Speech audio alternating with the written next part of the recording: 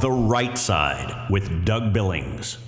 Hi, everybody. Welcome to the set of my show, The Right Side. I'm Doug Billings here, taking a special few moments with you to give some thoughts about the Supreme Court ruling today about presidential immunity.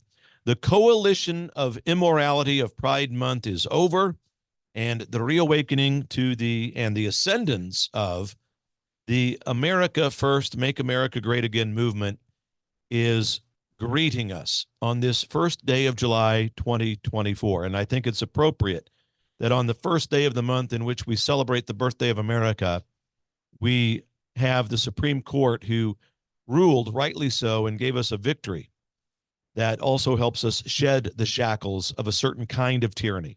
So just as much as our founding fathers with their God-inspired words that they put down in our founding documents shed the shackles of the tyranny of the time, so we today are able, with the help of the Supreme Court, to shed the shackles of tyranny as well. Tyranny that takes the form of lawfare and persecution of political opponents and so forth. So July 1st, 2024, hereby and always will be remembered and should be as Immunity Day. I like it. Has a good ring to it, doesn't it? July 1st, 2024, Immunity Day.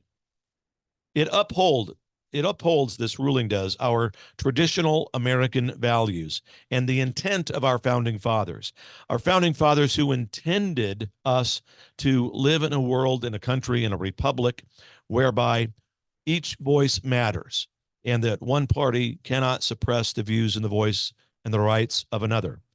The radical left mob, this commu-socialist, formerly known as Democrat Party, as I call them, has begun to engage in these last decades or so in a full frontal attack on our American traditions, our American rights, the very fabric of our republic. Barack Obama said it perhaps first out loud, although it began back in the days of FDR, if not before.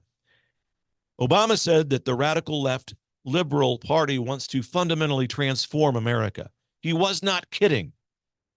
He wants to fundamentally transform America away from the intent of the founding fathers and from the intent of the actual documents themselves that codify our rights that come to us from God. This fundamental transformation away from God is their primary directive. Now, they don't say that in those words. They don't use that vernacular, but their actions speak to what I'm telling you.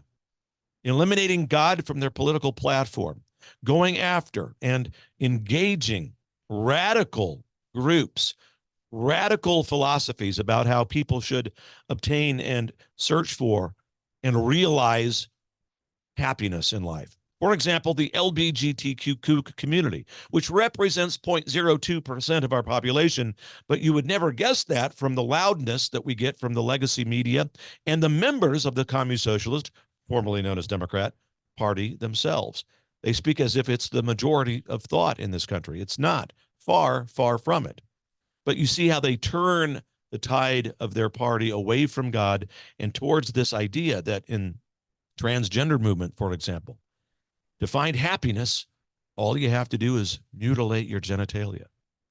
It's abhorrent and it's medieval. The founding fathers would have no concept of this, no way to grapple with it. And so we look to our Constitution, which is not, as the liberals would have you believe, an evergreen, evolving, fluid document that should be interpreted through the lens of current times. No. That's not true.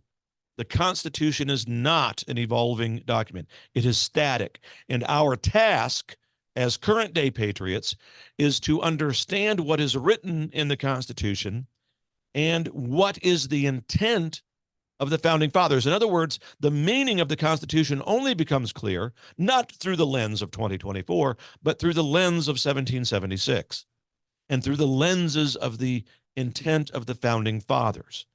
That's how we arrive at true meaning of what our republic is all about. The radical left would have us transform America away from all of that. All we need to do is look at the news and current events of the day to get and see evidence of the obvious with regards to all of that.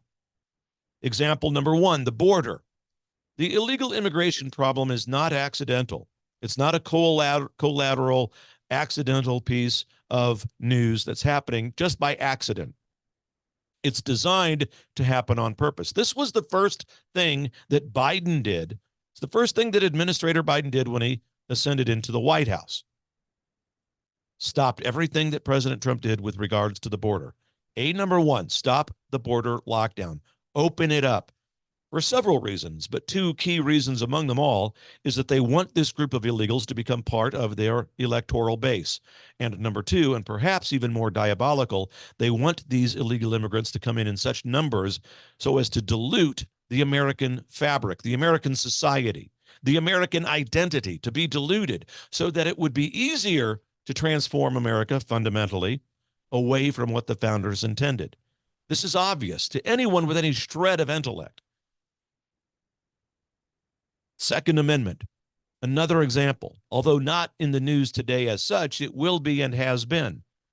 The only document that the founding fathers intended for us to be able to show as far as giving us the right to bear arms is the Constitution. Today, the federal government has taken over almost every aspect of life. We have to show several pieces of identification, other documents, bills, past mortgages, whatever, to buy things that we should not. The only document we need in terms of the Second Amendment to possess firearms is the Constitution. And I grant you that criminals who are convicted of felonies and so forth, the founders would agree. They surrender rights when they're found guilty of such crimes that would cause those decisions, those felony convictions. So we can address the criminal issue separately, but for law-abiding citizens, shall not be infringed means something. Religion in society, the founders fully intended the fabric of Christian principles and foundations to be woven within the fabric of America.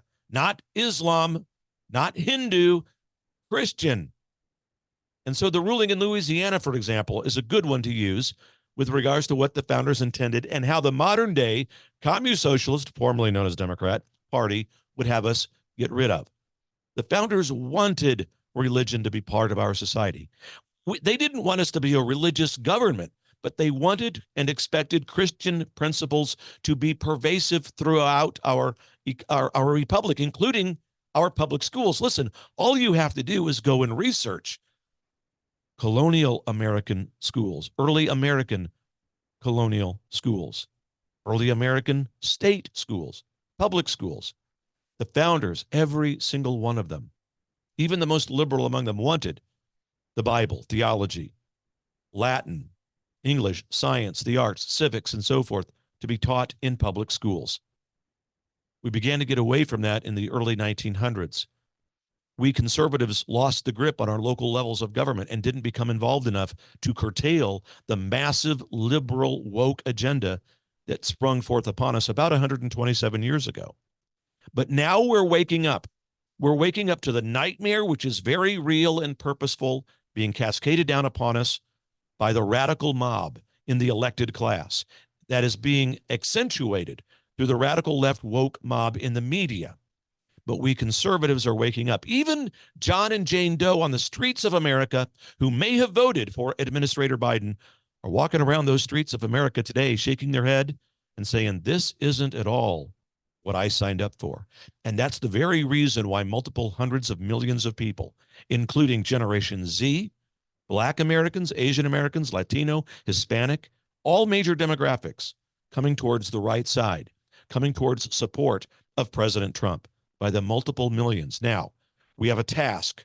We don't become lackadaisical or complacent. We get involved in our local levels. Many of you have primary season now upon you. Get out and vote in your election primaries. We must get out and vote. This is what we conservatives have not done so good at in our local levels. Get involved, vote, and make it too big to rig on election day this November. Please do not vote early. Get in line and stand. And don't let those who would say, well, I don't want to wait in line for 3 hours. Think about what those members of the military did for you on the battlefield to protect the right you have to vote. Oftentimes they died on the battlefield. So don't bemoan the fact that you may have to stand in line for a while on election day. Do it. We've got to turn election day back to election day. No longer can it be election month. Ladies and gentlemen, today's rulings do not place any president above the law, does not make a president a king. It simply says that a president, during the function of his presidency, cannot be prosecuted for acts that are constitutional. The liberals will spin it every sort of way. But remember, the truth is the founders' intent and the divine inspiration of God on the pages of those founding documents matter.